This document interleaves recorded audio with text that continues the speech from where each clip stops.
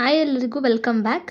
So ಇವತ್ತು ನಾವು pizza ಮಾಡೋ ವಿಧಾನವನ್ನು ನೋಡ್ಕೊಳ್ಳೋಣ ಅಂತ. ಫಸ್ಟ್ ನಾವಿಲ್ಲಿ ಪಿಜ್ಜಾ ಮಾಡೋಕ್ಕೆ ಸ್ವಲ್ಪ ಬಿಸಿ ನೀರು, ರುಚಿಗೆ ತಕ್ಕಷ್ಟು ಉಪ್ಪು, ಸಕ್ಕರೆ, 1 ಕಪ್ ಗೋಧಿ ಹಿಟ್ಟು, 1 ಕಪ್ ಮೈದಾ ಹಿಟ್ಟು, ಸ್ವಲ್ಪ ಮೊಸರು ಮತ್ತು ಸೋಡಾವನ್ನು ತೊಗೊಂಡಿದ್ದೀವಿ. ಈಗ ಒಂದು ಮಿಕ್ಸಿಂಗ್ ಬೌಲ್ ತೊಗೊಳ್ಳೋಣ ಅಂತ ನಾವು.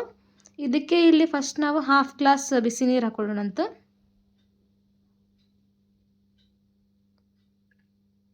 ಬಿಸಿ ನೀರಿಗೆ ನಾವು ರುಚಿಗೆ ತಕ್ಕಷ್ಟು ಉಪ್ಪು ಹಾಕೊಳ್ಳೋಣ.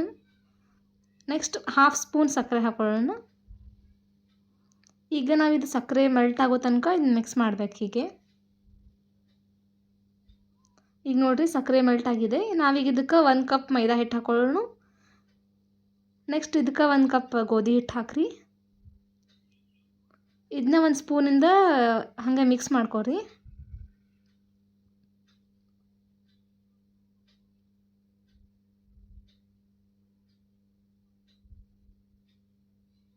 ಈಗ ಇದಕ್ಕೆ 1/2 ಕಪ್ ಮೊಸರು ಹಾಕ್ಕೊಂಡು ಚೆನ್ನಾಗಿ ಮಿಕ್ಸ್ ಮಾಡ್ಕೊಳ್ಬೇಕು.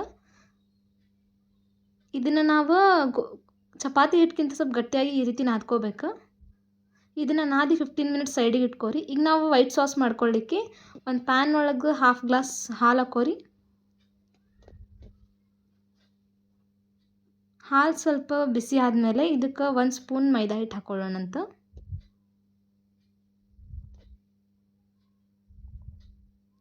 ಈ ಮೈದಾ ಹಿಟ್ಟನ್ನ ಚೆನ್ನಾಗಿ ಲಮ್ಸ್ ಫ್ರೀಯಾಗಿ ಮಿಕ್ಸ್ ಮಾಡ್ಕೋಬೇಕು.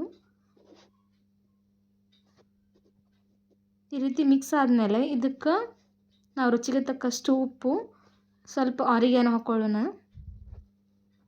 ಆಮೇಲೆ ಸ್ವಲ್ಪ ಮ್ಯಾಗಿ ಮಸಾಲಾನ ಆ್ಯಡ್ ಮಾಡ್ಕೊರಿ. ಇದನ್ನ ಚೆನ್ನಾಗಿ ಮಿಕ್ಸ್ ಮಾಡಿ ನಾವೀಗ ಗ್ಯಾಸ್ ಆಫ್ ಮಾಡ್ಕೊಳ್ಳೋಣ ಅಂತ. ಇದು ನಮ್ಮದು ವೈಟ್ ಸಾಸ್ ಈಗ ರೆಡಿ ಆಯಿತು. ಈಗ ನಾವು ಆಗಲೇ ಪ್ರಿಪೇರ್ ಮಾಡಿದಂಥ ಡೋವನ್ನು ತೊಗೊಂಡು ಇದನ್ನ ಚಪಾತಿ ಸೈಜ್ಗೆ ಸ್ವಲ್ಪ ಮೀಡಿಯಮ್ ಆಗಿ ದಪ್ಪವಾಗಿ ಇದನ್ನ ಲಟ್ಟಿಸ್ಕೋಬೇಕು. ಸ್ವಲ್ಪ ಸ್ವಲ್ಪ ಹಿಟ್ಟು ಹಾಕಿ ಈ ರೀತಿ ಲಟ್ಟಿಸ್ಕೋರಿ.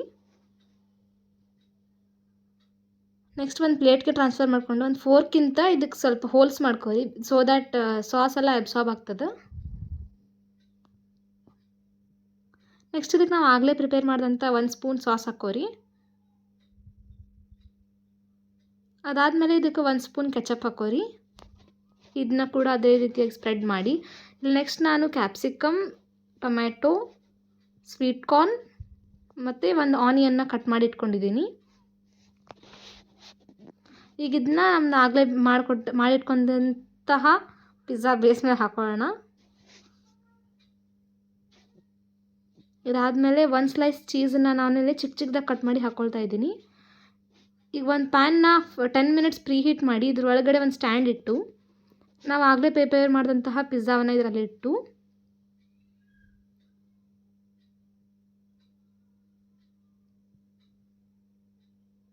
ಈಗ ಇದನ್ನ ಲಿಡ್ ಕ್ಲೋಸ್ ಮಾಡಿ ನಾವು 25 ಮಿನಿಟ್ಸ್ ಲೋ ಟು ಮೀಡಿಯಮ್ ಫ್ಲೇಮಲ್ಲಿ ಇಟ್ಕೊಂಡು ಬೇಯಿಸ್ತಿದ್ದೀವಿ.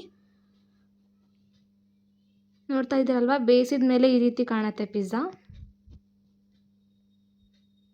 ಸೊ ನಾವೀಗ ಇದ್ರ ಮೇಲೆ ಕೆಳಗಡೆ ಇಳಿಸಿದ ಮೇಲೆ ಆರಿಗ್ಯಾನೋ ಮತ್ತು ಚಿಲ್ಲಿ ಫ್ಲೇಕ್ಸ್ನ ಸ್ಪ್ರಿಂಕಲ್ ಮಾಡ್ತಾ ಇದ್ದೀವಿ.